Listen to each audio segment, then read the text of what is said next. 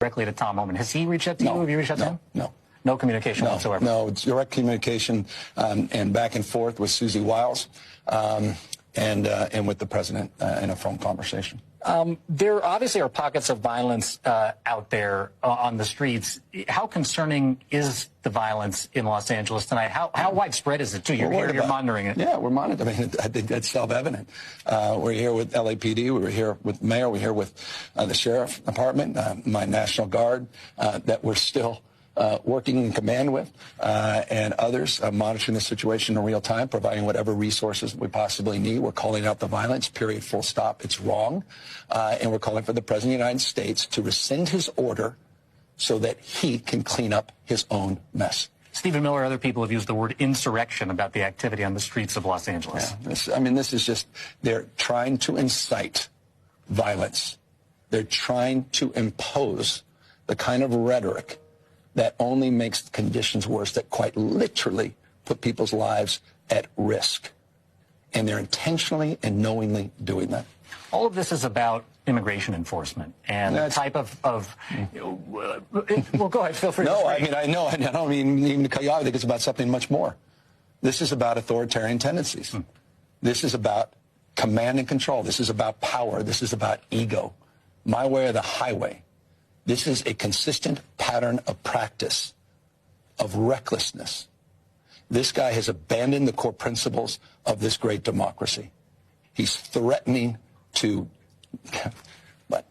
go after judges he disagrees with, cut off funding to institutions of higher learning. He's on a cultural binge. He's rewriting history, censoring historical facts.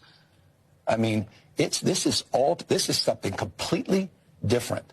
And this is part of that ongoing play that is unfolding in front of our eyes. It is a serious moment under the guise of immigration, but it's much deeper than that.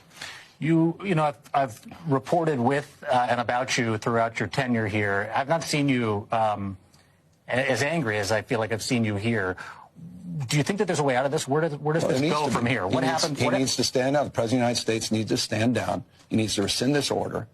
And we'll work together to clean up his mess. Did he respond? You asked for him to rescind the order earlier today. Did they respond at all? Of course not. Nothing. No, it's more lies and statements. Look, again, you see me out there in the tarmac with the president. We had a very cordial conversation on Friday night. I'm not looking to find a crowbar to put in the spokes of his wheels every day. Yeah, we'll stand tall and firm in terms of defending our values, but I want to find areas where we can work together. But you go after vulnerable communities. You go after kids. I was just down in Compton School District 3 days ago, and they were talking to me about this 4-year-old kid. I don't even know where she is. This is a serious moment. The hell is going on? Threatening real people. These are friends. These are people we know, members of our community, destroying industries in the state. You claim to care about ranchers and farmers? You claim about construction industry? These are the folks that you're going after in the most uncivil an indecent way. And that's where I have a problem. I have no problem going after criminals. We've coordinated and collaborated with ICE.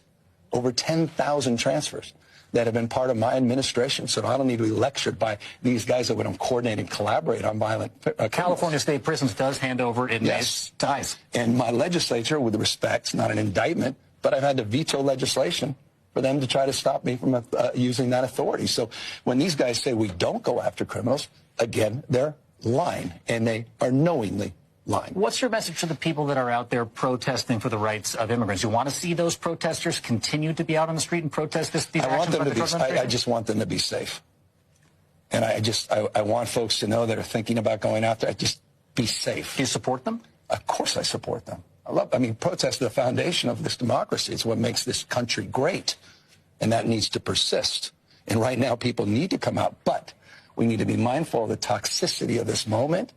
And then we have to deal with these elements that are coming in that are intentionally trying to take advantage of this in a way that only aids and abets Donald Trump. And this is what he was counting on. And we've got to push back.